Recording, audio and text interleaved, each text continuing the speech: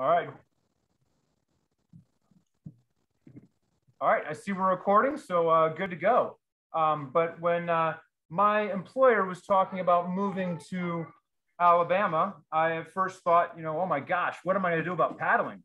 Alabama is going to be horrible for whitewater. And my really first two inclinations that there was some whitewater in Alabama was one, Ned Howenstein, who many of you know and paddle with. His daughter lived here, and he had coming down to visit her, became aware of the paddling scene and the Huntsville Canoe Club, which gave me some hope.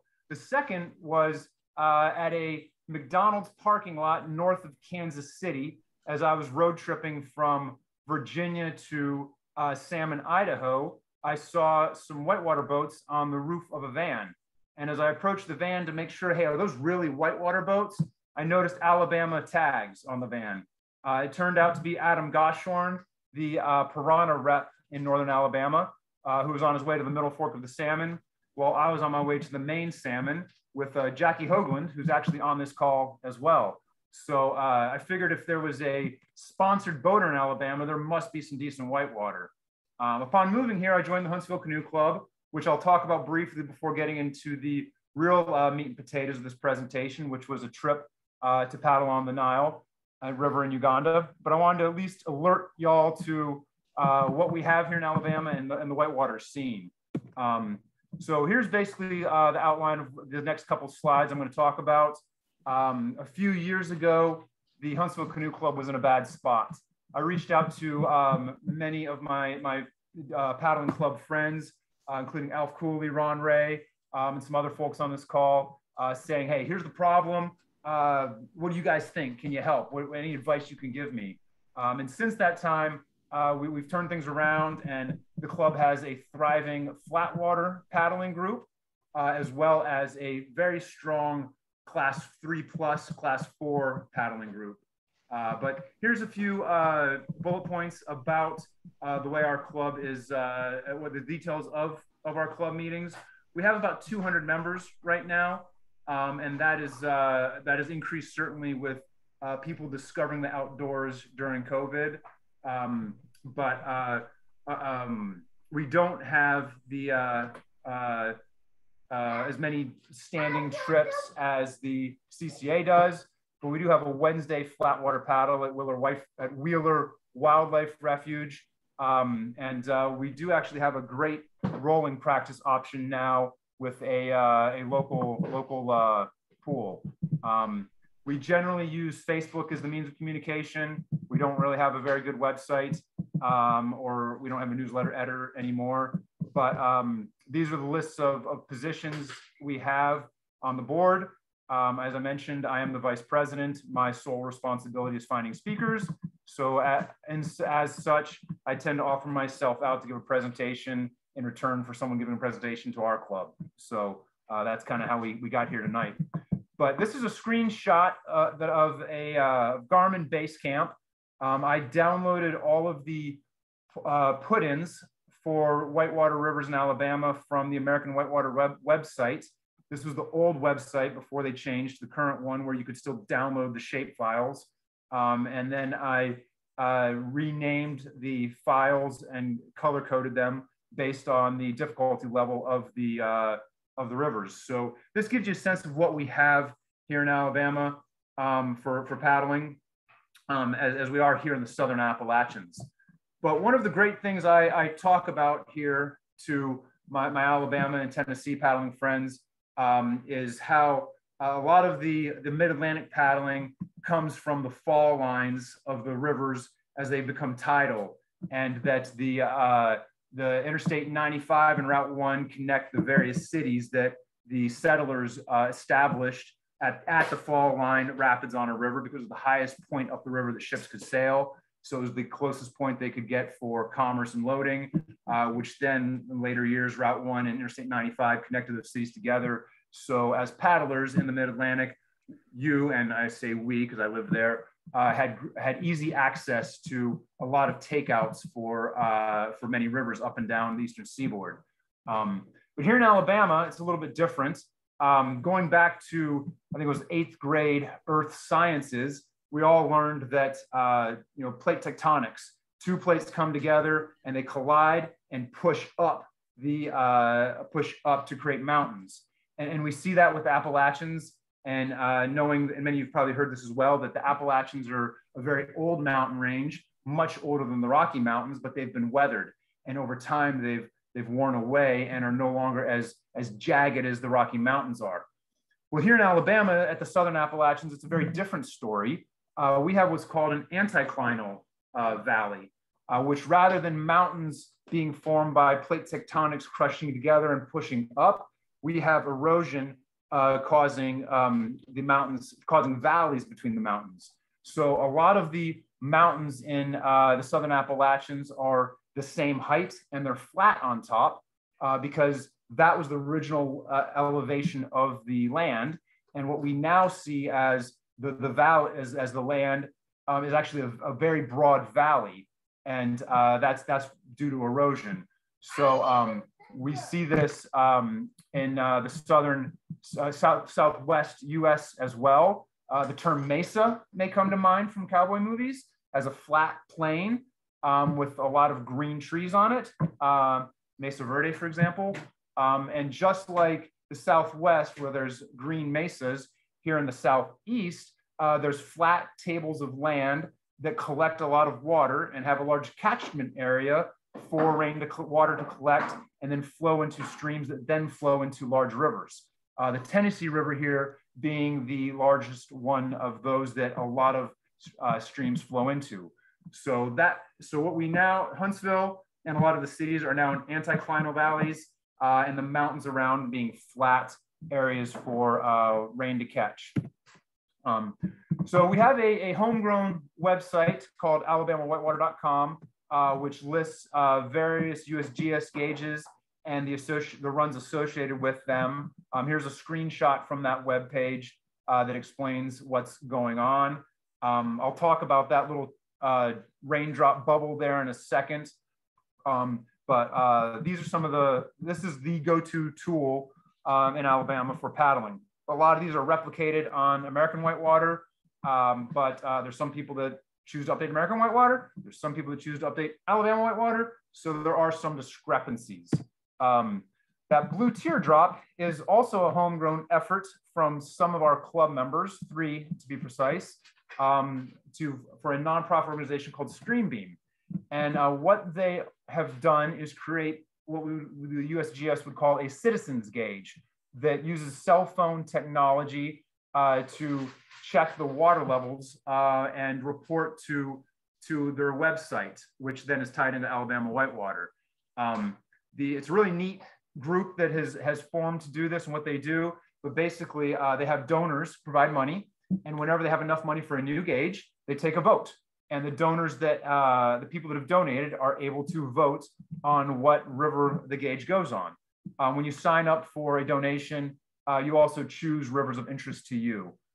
So basically a lot of the Alabama rivers that need these gauges have them now because voting has dropped significantly in the last couple polls, but they've expanded out into Tennessee. Unfortunately, these guys are 2 of them are fathers with young children and can't get away much. So they are really limited by their ability to maintain the gauges. They've had quite a number of gauges been vandalized where people steal the the solar panel, rather than stealing the actual more expensive electronics that are there. But they've worked with municipalities and put them on bridges.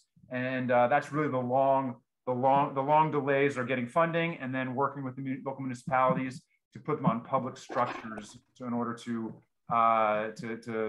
be in a sustainable position. But here's their website and the name of the 3 Huntsville Canoe Club members who are doing this. And I'm sure they'd be willing to talk later on if any of you have questions about this. So paddling in Alabama is very rain dependent. The paddling season is really from maybe Thanksgiving up until maybe April. So there's definitely streams that are running just about every day in January, February, and March. But here in the South, the temperature doesn't get too cold. Some of you know Bill Durr, who came down in mid-February last year to paddle with us. And we were complaining about how it was the coldest week of the year because while we were out paddling, it was a high of 50. He thought that was quite toasty and was very happy with that level. But outside of the winter, when the leaves are off the trees and are not sucking up the rainwater, which we do get some summer storms, and this past year has been great for some whitewater as well. But outside of the local water, we generally run up to Tennessee. The Smoky Mountains has fantastic paddling. I generally lead a trip there one weekend a year to camp and paddle. And then we have dam release rivers on the Ocoee and the Hiawassee there in Tennessee. That's a day trip for us, right? That's about 2 hours, 2 hours and 15 minutes away from the takeouts. So it's an easy day trip, home by dinner. I personally don't get that excited about the Ocoee. I like to paddle new things. I think that's something that was instilled upon me from the BRV members and BRV members and CCA members who were my mentors. But the Tellico River is also a day trip for us, a little bit longer, and that runs pretty frequently. We also do some decent destination paddling. I've started a thing called the Southeast Week of Rivers and invited some of my DC paddling friends down. I think Ken Durr is on this call. He came down this past year. I unfortunately was injured and not able to be there. But we also take a couple trips up to West Virginia for the Golly. And then Ron Ray's West Virginia Week of Rivers. This past year, I was able to bring some folks up for that as well. So getting folks out and expanding their horizons, so to speak. And then, of course, there's the Western River trips, which, again, I've got that bug from folks like Gus Anderson and Bob Maxey, who's on this call, to apply for permits and go out for trips. So one of my local paddling buddies got a permit on the Middle Fork of the Salmon, and we turned that into a three-week trip to Idaho. So that was fantastic. We've also had members in recent years paddle in Chile and Mexico. And then myself, before moving here, paddled in Uganda, which I'll talk about here in a moment. But I put this next slide together a little while ago just to show kind of a driving distance from Washington, D.C. And the radius that y'all might paddle in for comparison to that from us in Huntsville. So we're basically talking Knoxville, Great Smoky Mountains is about 4 hours away. As I mentioned, the Chattanooga's, less than 2 hours, and the Ocoee's, another half hour away from that. And then Birmingham's a little over an hour south from here. So not too much paddling, whitewater that is, to the west, but that's our paddling range. So I'm going to back out of these slides and show you very briefly some couple videos here. This is one of my favorite runs here, about an hour from my house in Alabama. There's just above this is a slide to a waterfall. And then there's a large pool to collect yourself before paddling down into the currents and catching this slide here. It's very easy to carry your boat back up and run laps on this. So generally when we go, it's 3 or 4 laps on those 2 features that we run before calling it a night. But this would definitely be a after work paddle in the wintertime. So that's called Graves Creek. The rest of the creek is about class 2, so not anything really that exciting. And then this is Town Creek. This is the put-in. That waterfall is there at the put-in. It's a pretty neat little run because you have to lower your boat with ropes there at the cliff before hiking down a steep trail and then putting it at the base of that waterfall. This is not me. I'm not on this trip, but the attraction to this run is it's 18 class 3 rapids with, of course, numerous class 1 and 2 stuff in between. And then there's also a class 6 portage to go around. The takeout is, as many rivers in the Southeast are, flows into a lake. That is the dammed Tennessee River. And there's about a mile paddle on the lake before reaching the takeout, which is about a 1/4 mile hike up a hill to get back to a point for your car. So it's certainly an adventure and an all-day thing. And this would not be a after-work paddle. This would be a time commitment to be here for this one. So I'll end that and move on. But that person in the video did successfully roll back up there. I think that's all. Okay, so yep, that's all for really for the Huntsville Canoe Club. I do think that the DC is a great location to learn to paddle. We don't have as many options here to learn. Ace Kayaking School at the Ocoee would be the only equivalent that you have to Kaleva or PPS or anything like that. The NOC is much further away. The Birmingham Canoe Club does a great job offering classes, something that we, the Huntsville Canoe Club, do not do. But we do have a summer event at the Hiawassee River where club members can bring non-paddlers to camp and paddle with us and see if they get the bug that way. There's some backup slides here, which we won't talk about, but they are available for later. Are there any questions so far as I move into the next phase of this presentation, talking about the Nile River?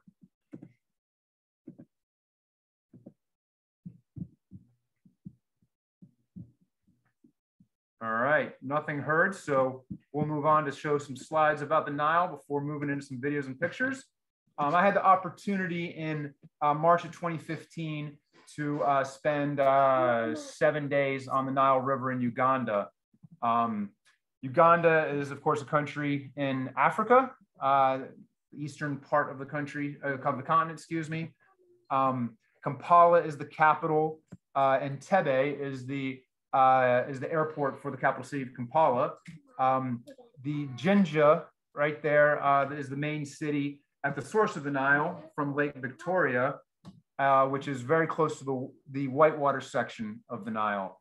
It's a national park there, which I didn't make it to, but the whitewater section of the Nile, called the White Nile, is just a few miles further down the river. Some fun facts about the Nile River is that it was a former British protectorate, so English is the official language. If Ugandans don't speak English, that means they didn't go to school. They just know the tribal languages. An important moment in the history, really world history, was the Entebbe raid, where terrorists hijacked an airplane and landed it in Uganda, and the Israelis went in with a show of force and killed the hostages, lost one of their own, killed the terrorists. I think a couple hostages died, and then they lost one of their own, the commander. It's a fascinating story. There's some YouTube History Channel videos that are available for free, but then there's also a movie that came out a couple years ago. I believe it's called The Great Raid, or maybe I'm confusing that with the World War II movie. But there is a movie that came out recently about this, which, as far as I could tell, was actually pretty historically accurate. One of the things about Uganda that I enjoyed was the fresh food. With being an equatorial country, they have long days consistently, so they have long growing seasons, and having a lot of rain throughout the year, they have 2 seasons for most produce. As opposed to America, where we have mass grown produce that is irrigated and covered in pesticides, a lot of the produce there is seasonal and very fresh. So, a piece of honeydew melon that to me in America would look like it doesn't taste very well, tastes phenomenal there. So that's one thing I very much did like. Not to mention, grass-fed beef and farm-raised chickens are a lot tastier than the manufactured meat we have here in America. The World Freestyling Championships were in Ottawa in 2015. And my guide on the Nile was trained to compete for them. So I'll talk more about that later. But the big thing is that the Nile River itself is very warm, not quite the bathwater warm the Potomac gets in August, but a comfortable warm that when you flip over, as you'll see I did many times, there is no shock of the water. And it's also very big water, huge big water, which you'll see in the videos I'll show. The Nile River is described to me as massive pool and drop, which I'll show a map of the rapids here in a moment. But there's also a lot of unfun things about Uganda, Idi Amin being the dictator there when the Entebbe raid occurred. And these stats that you see there were from 2016 when I put this presentation together. So some of these may be very dated, but I'll talk more about the Bujagali Dam and the Asimba Dam that is now there as well in a moment. But then there's also schisto, a parasitic flatworm that you need to be careful about getting from the water when you're there. This is again some general stats and numbers that I came up with in 2016 when I put this presentation together. This is not what I spent necessarily, but I did say at Nile River Explorers, which is there under accommodations, and you can see how much the range cost for how much that was for food and lodging as well. And one interesting thing, they wanted US dollars in bills that were not older than 2000. Not sure why they picked that date, but for some reason they wanted that. Also, malaria is rampant, so being on anti-malarials is probably a good idea. So, all right, into the pictures and videos here. The first video I'm going to show you is driving on shuttle from the takeout of the Nile River to the put-in. We had a shuttle driver dedicated to us. It was my guide, a Ugandan guide, and myself. And we'd have a shuttle driver. He'd basically drop us off at the put-in, then he'd drive to wherever we were taking out, and would be there with us with a cooler with a few lukewarm beers for us. A lot of folks that would paddle the Nile, and I should mention that some DC area paddlers that many of you know were there. Tanya was there before me, and then Brian DeCiccio was there after me. And a lot of the paddling mechanisms, if you don't have a guide, is you ride on a motorcycle with your kayak, and you don't have a shuttle driver. I chose to be a little bit safer than that. So here is the first rapid on the river. This is called Jaws. It was I don't remember the class designation for the rapids. They would call it grades, but most of the time on these rivers, or excuse me, most of the rapids on these rivers are just one channel of the river. So there are other channels that you can go down that are at different difficulty levels. Some are easier, some are harder. But you'll see what you see when I show you is generally one channel of the river. This is portaging a rapid called the portage above the rapid called Overtime, which you can't really see in the video is below, but there's a portage which we then got in the river and went down Overtime, which here we go.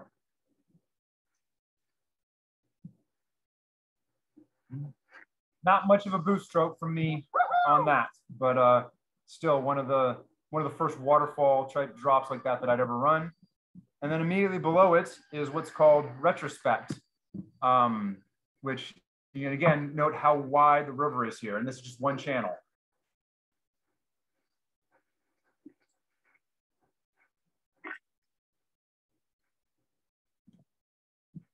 And this is one called Bugaboo, which we saw spelled probably three or four different ways. Everyone spelled it a little bit differently. And I'm pretty much going to show you every rapid on the river running from put-in to takeout that I ran. And I was at the lower end of the skill level when I was there, so you're not seeing the more difficult rapids. But here is a feature called Super Hole, which was fantastic for surfing. I was not and still am not much of a surfer, but this was probably my best surf I captured on film. and I was terrified. Stephen Wright, one of the Jackson paddlers from Tennessee, used to lead a trip here every year. I actually encountered him and his crew there at Superhole, and he posted a video where he gave his boat to a local boy who swam out to them as they were surfing, and jumped in Stephen Wright's boat and went out and surfed way better than many of us would. But Atanda Falls is one of the largest features on the river, which is a portage for sure. And here's a picture and then a video. And you can see the cattle there just kind of hanging out, wandering around. Nobody really paying attention to them. This is right below Atanda Falls, called a bad place, which you'll see why here in a second. The boat I'm in is a Necky Spice. There's a bad place right there on the left of me. There were no foot blocks on this boat, so my feet were freely floating, which was a challenge. There also weren't any float bags in the back, but there were a bunch of water bottles duct taped together. So that was their way of giving you some flotation. This one is called Vengeance. I think this was probably one of my favorite rapids on the river.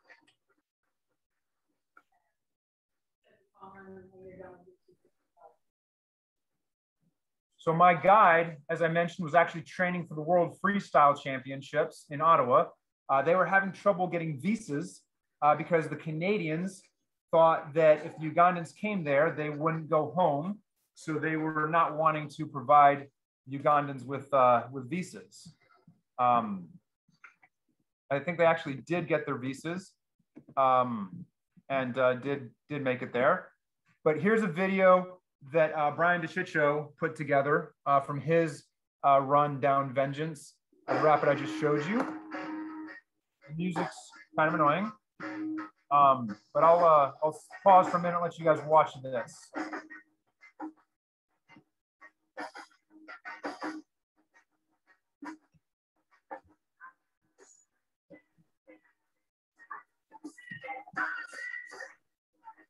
What kind of flow and gradient are you talking about there?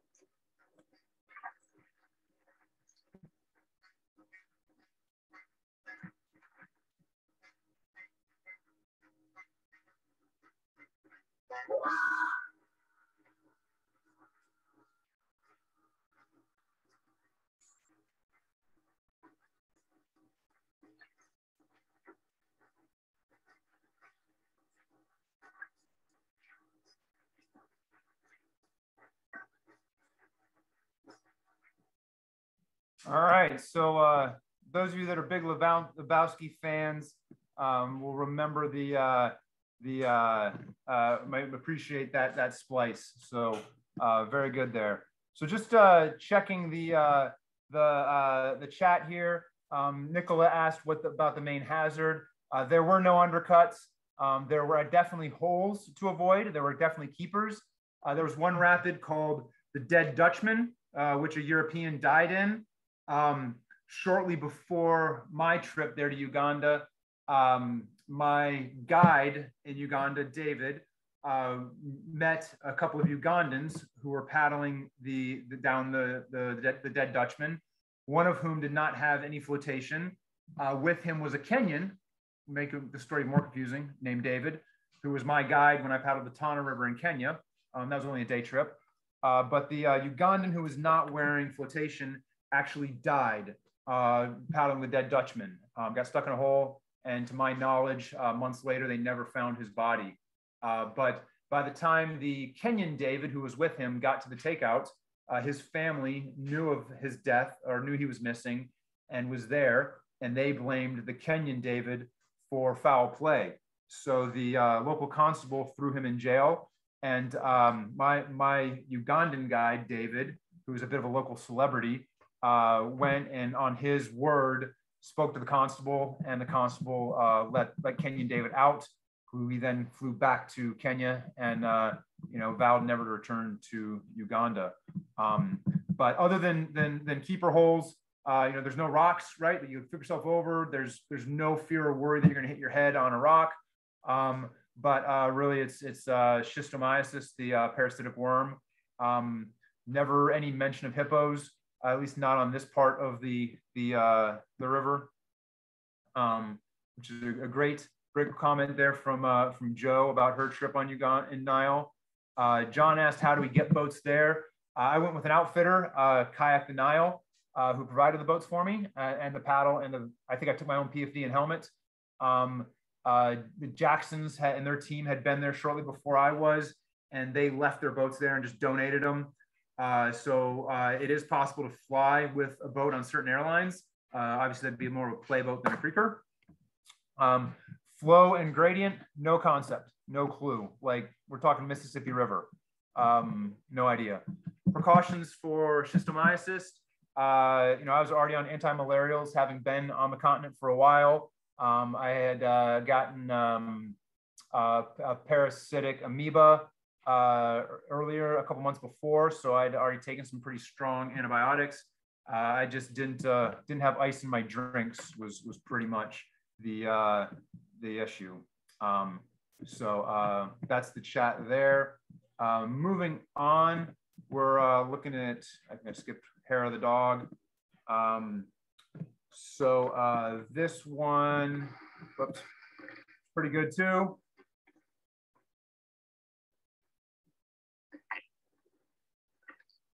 So another comment about Uganda and Ugandans themselves. If you ask them, they are a Christian country and they go to a Christian church every Sunday, but they're also still very superstitious and believe in shamanic beliefs. So there was a story I was told about a man who ran into a rock, and he was now inside of the rock. And to get him out of the rock, they called a couple local shamans who came and spilled some chicken blood and threw some neck bones and did some chanting and tried to get this man out of the rock. So they're still very, very superstitious. So this is Kula Shaker is the name of it, I guess. Another very fun rapid that I enjoyed. And obviously I have no shame in showing you that my poor kayaking abilities, because I think it actually kind of puts more perspective to things. I'm not trying to be a TikTok model here. And then the end of the run was called Nile Special. Nile Special being basically the Budweiser beer of Uganda, but a giant surfing wave. It's going to be there on the right, which I'll show you a video of my guide surfing here in a moment. At different levels, there's other waves below that come into play that are also named after Ugandan beers. But here is the setup they had with a rope and a handle to allow paddlers to get out on the wave and surf. Children would actually skip school and be there to work for tips. to hand you the rope and go retrieve it after you let it go. Again, this is my guy David doing his thing on the Nile Special hole. The sad part of this story is below this was another section of the White Nile that was, above this was another section of the White Nile that was flooded with water due to a dam. That is the Bujagali Dam. The Bujagali Dam was built, I think it was 2011, and covered up about half of the White Nile.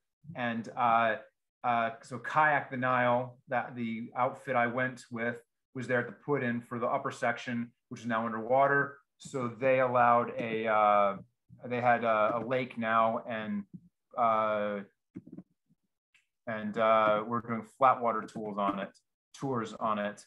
I will show you here briefly what Kayak the Nile looks like as I talk about this and tell this story. But here's the tent camping that you could have for $7 a night. There's some of the group tents, stand-up paddle boards now that they had a lake there, the river access trail going down, the view of the lake. It was quite picturesque, but it was flat water, not whitewater. This was I don't think you're sharing your screen any longer, just so you know. Excellent. Thank you for that. I will go back and share my screen.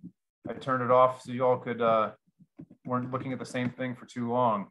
So this is in Uganda, driving along, and this is the Kayak the Nile tent camping, the group tents along with the shower house, stand-up paddle boards and flatwater kayaks because they had a lake, no longer whitewater, the river access path that I'll show in a moment, the view of the lake itself, and then this is the lounge area, which with kitchen. That was quite nice, even though the pillows seemed like they had a lot of sweaty and wet people laying on them for many years. So it was a little bit sketchy. The patio with the view of the lake, another view there of the lounge area. And then this is the offices to the left, and you can see the lounge area and the kitchen in the center with the monkey on top of the roof. Another good shot of a monkey, because who doesn't like a cute monkey? Yep, more, another picture. I think the monkey's in there somewhere. There we go. Video of the monkey jumping up in the tree. Yep, so picture of the offices. These are the hostel rooms. This is where I stayed.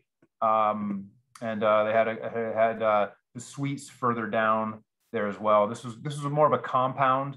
You can see in the left side of that picture, there's a gate. To me, coming from a hostile environment with my head on a swivel, there was no way I was going outside the perimeter. And some of the other Westerners I met who were just bouncing around from one hostel to another, out backpacking and hitchhiking, seemed insanely dangerous to me. But it was what they did. So props to them, not what I was going to do. This is a shower house on the way down to the river. They called it Showers with a View. This is the trail down. They had a rope swing there, an unwatered slide. I presume they had some sort of mat that you could go down there. And I think this is probably the best concrete pouring job I saw in Africa. Much different than anywhere else, as you can see from the concrete path here. And then down at the river level, they also offered me a booze cruise boat ride the sunset tour that I declined. I was there more for the whitewater. But here's a photo of a painting on the wall that shows and there's a couple of photos here in sequence that show the different rapids. You can see the Bujagali Dam there listed on the left side. When they built the Bujagali Dam, one of the alternate sites was downriver below below the Nile Special hole. And in this photo, you can see, there's a couple of different rapids I didn't talk about that are at different channels that could have been taken that I did not do. But Africa is renowned for, and African nations are renowned for corruption, namely politicians pocketing money from foreign governments. So the Bujagali Dam was funded by the Chinese, and the rumor was that the politicians in Uganda who agreed to the loan pocketed the money to move their family to estates in Switzerland and sign their nation up for a massive amount of debt, which the Chinese would then turn around and say, well, give us your mineral rights and your natural resources as a way to pay off this debt since you don't have the money to do it. One of the alternate sites for the Bujagali Dam was downriver of Nile Special, and the second dam was actually built. What is going on here with my computer? Excuse me. So, all right, we're back. So they ended up in 2016 or thereafter building another dam that was downriver of Nile Special that then actually did flood all the way up to Atanda Falls. So the remainder of the White Nile that was left was half of it was flooded, and many of the outfitters and paddling groups there left and no longer are we no longer have those businesses in Uganda. So very sad state of affairs and unfortunate.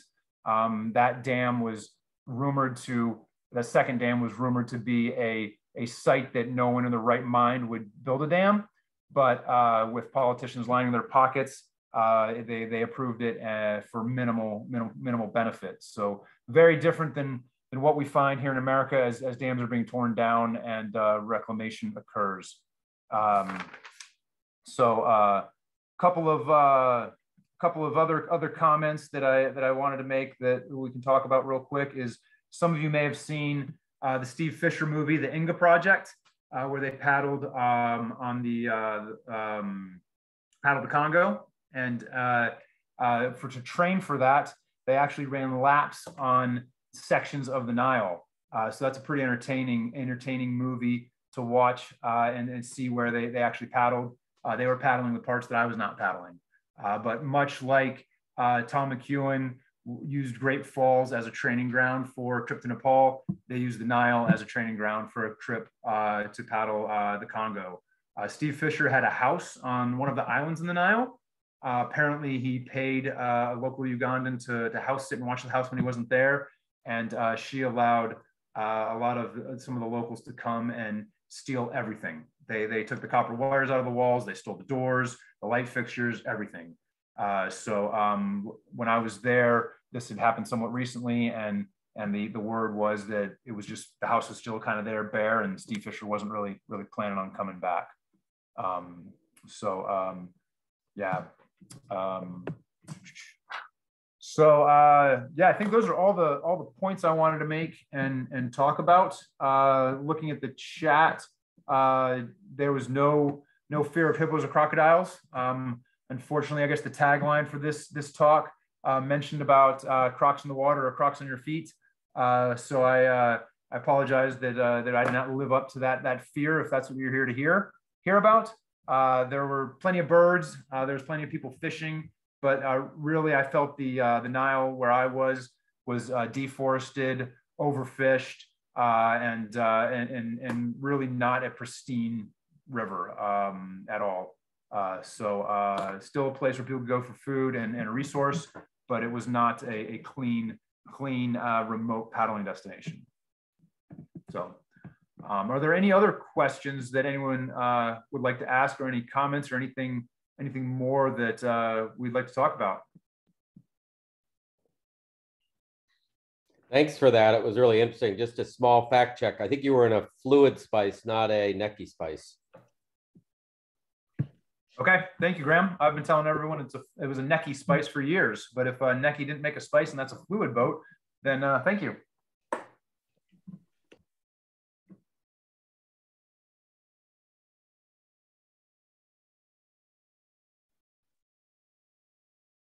Matt, it's been an excellent presentation. I've enjoyed it very much. Thank you. I appreciate that. It was good to prepare for this and go back through my notes and videos and relive it a little bit.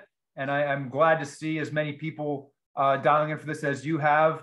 Our Huntsville Canoe Club meetings tend to have maybe a dozen to 20 people. So certainly impressed with the crowd you're able to pull in. We pulled in a total of 52 people connected at one time. Excellent. I hope everyone was entertained and I met their expectations. Yes. It was really fabulous, Matt, and hope to see you on the river soon. Thanks, Graham. Look forward to seeing you too, buddy. And what's your next big expedition? I've got a Grand Canyon trip coming up early next summer. We'll see if it actually happens. But some personal commitments at home have kept me closer lately, which is probably a good thing to paddle local rather than gallivanting all over the place. But hopefully, with any luck, maybe another Middle Fork of the Salmon trip this summer as well. Has the little one been paddling yet? Not yet, no, sir.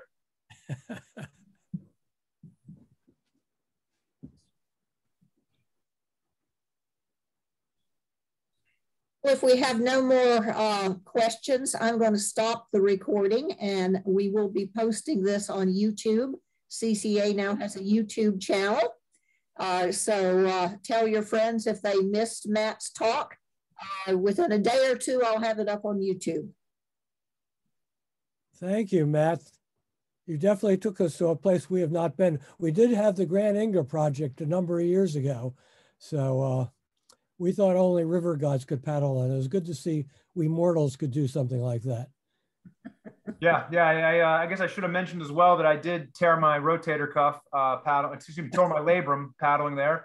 So I didn't walk away unscathed, but definitely, I was definitely not the excellent paddler that everyone thinks they need to be to go to the Nile.